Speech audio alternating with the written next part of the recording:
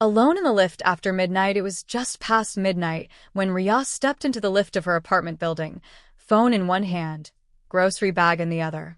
The corridors were quiet, the kind of silence that feels too still, almost like the building itself is holding its breath. She had just come back from a late shift, tired, a bit hungry, and eager to reach her ninth-floor flat. But that night wasn't going to be like the others. As the lift doors slid shut behind her, she noticed something odd. None of the buttons were lighting up. She pressed 9 again. Nothing. Then suddenly, the lift jerked, just once, like it had changed its mind. The lights inside flickered, and a strange humming sound filled the space. That's when she felt it. She wasn't alone. There was no one else in the lift. At least not that she could see. But the air had changed. It felt heavier, colder. Her phone, which had full battery just minutes ago, went black. She tapped the screen, then hit the side button. Nothing. Total dead. She stood there, heart beating louder than the silence around her, trying to calm herself down. "It's just a glitch," she whispered, forcing a laugh. But then she heard it faint breathing. Not hers. Close, too close. This wasn't her first time coming home late, but something about this moment felt wrong. The kind of wrong that makes your instincts scream before your brain catches up. And then the lift started moving. But not upwards. Where was it going? Why were none of the floor numbers lighting up? And who, or what, was sharing that tiny space with her? This night was about to change everything Riya thought she knew about her home and herself. The lift kept moving, but it didn't feel right.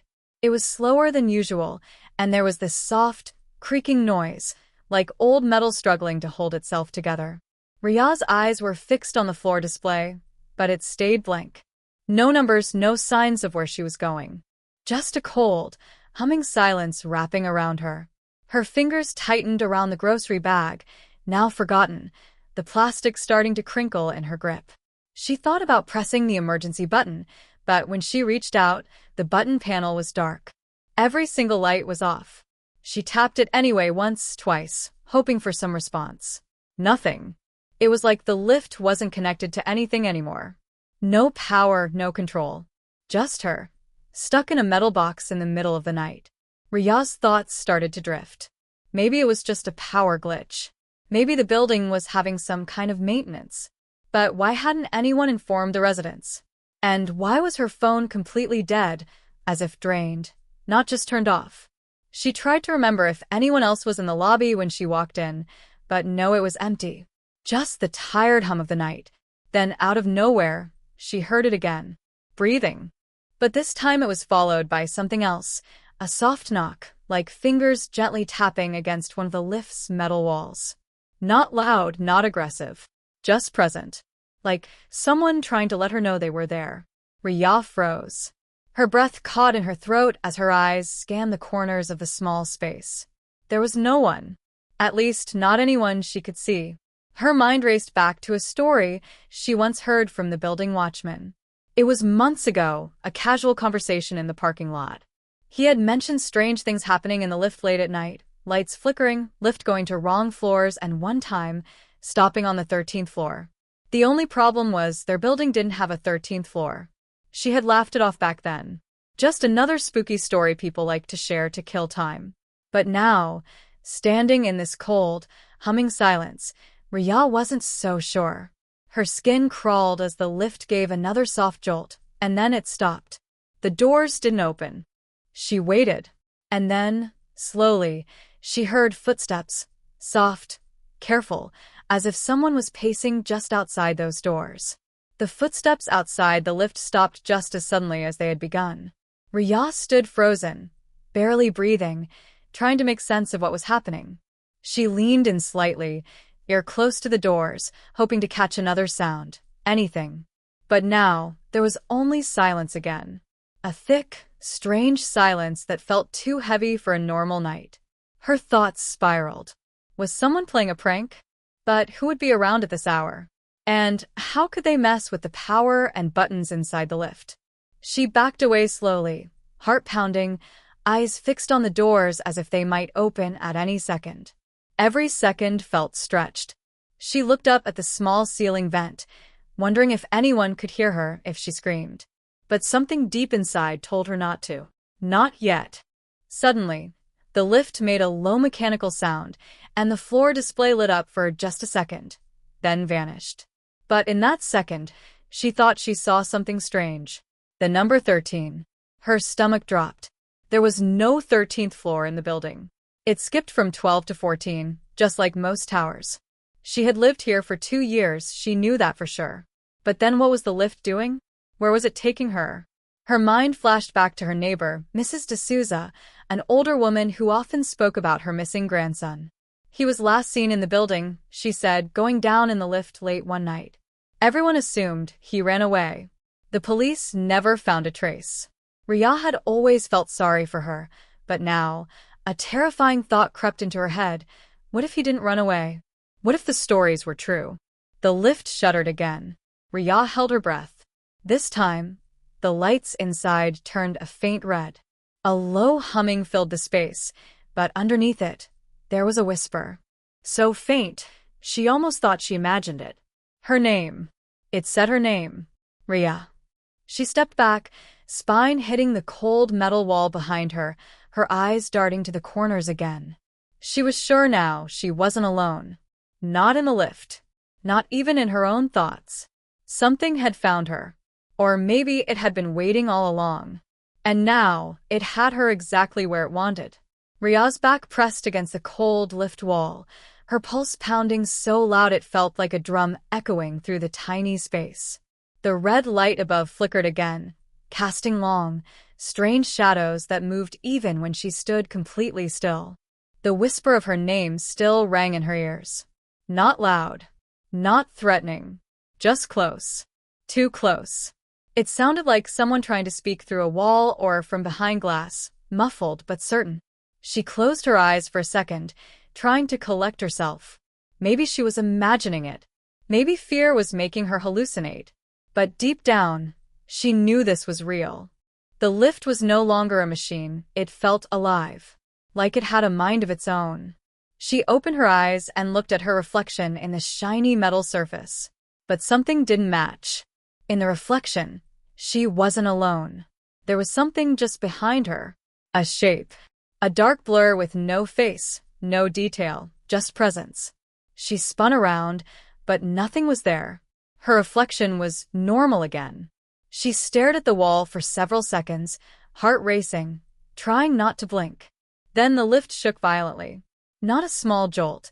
This time it felt like the entire cabin had dropped a few inches before catching itself. She screamed without meaning to, gripping the rail with both hands.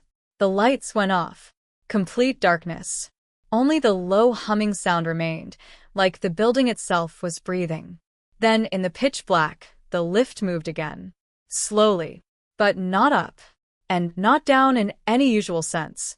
It felt sideways. Like it was moving into a space that wasn't part of the building's blueprint. Somewhere not meant to exist. The air changed again. Heavier. Damp. It smelled faintly like rust and old, wet concrete, like a place forgotten underground. She called out, her voice shaky. Hello? Is anyone there? Silence. Then, soft sobbing. It came from the ceiling vent this time. A child, maybe. The sound of small, broken cries. She wanted to speak, to ask who it was, but her throat tightened. Her mouth moved, but no sound came out. She was frozen. The lift stopped. The door creaked, just slightly, enough to show a sliver of space outside. But what lay beyond was not her apartment hallway. It looked like a long, narrow corridor made of exposed brick and faint, pulsing red light coming from somewhere far down the tunnel. The air spilling in from the crack was freezing. And it carried whispers. Dozens of them, overlapping, like a crowd whispering secrets at the same time. Riya stepped forward slowly, drawn to the gap, even though every part of her wanted to run. She felt a force, soft but firm, pushing her from behind. Not a shove. Not violent. Just a slow pressure, like a hand guiding her toward the opening.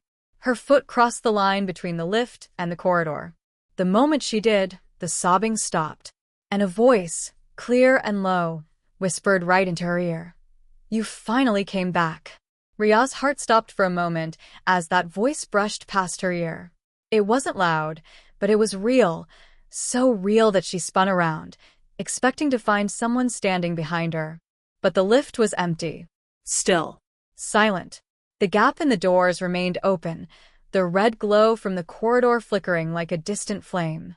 Her legs trembled as she stepped fully out of the lift. The moment she crossed the threshold, the doors shut behind her with a deep metallic thud. No button. No panel. No way back. She was inside a place that didn't belong to her world. The corridor felt endless. Damp air clung to her skin. Her footsteps echoed, but strangely, sometimes it sounded like they echoed too quickly, like something ahead of her was walking in sync. Or worse, mimicking her. She kept walking, drawn by a soft hum coming from somewhere far ahead. It almost sounded like an old lullaby, but warped, played on broken instruments. The light on the walls pulsed slightly, like it was breathing with her. Then she saw it. A door at the end of the corridor. Wooden. Old. A strange symbol carved into the center. It wasn't in any language she recognized, but it looked familiar. Too familiar. As she reached for the handle, something sharp flashed in her memory. That symbol, it had been in a photo. One from Mrs. D'Souza's house. Her missing grandson had drawn it over and over again in his school notebooks before he vanished. Riya had seen it years ago, when she'd helped the old woman clean out her spare room. At the time, she hadn't paid it much attention. Just a kid's doodle. Now it felt like a warning. She hesitated, but the door creaked open on its own. The room inside was dimly lit, filled with broken mirrors leaning against the walls. Each one reflected her face, but not quite. In one mirror, she was crying. In another, she was screaming. And in one, she stood completely still while something shadowy loomed behind her. None of these things were happening in real life, not yet. But it was like the mirrors were showing versions of her that could exist, if something decided they should. In the center of the room was a single chair. A figure sat slumped forward in it, head down, unmoving. Riya approached slowly, her throat dry, stomach twisting. As she got closer, she realized it wasn't just a person. It was someone she knew. It was her. Or rather, someone who looked exactly like her. Same face. Same clothes. But the skin was pale, almost gray. Lips slightly parted, like it had just stopped breathing. And in its hand was her phone, turned on. The screen was lit with a video playing on loop. It was security footage.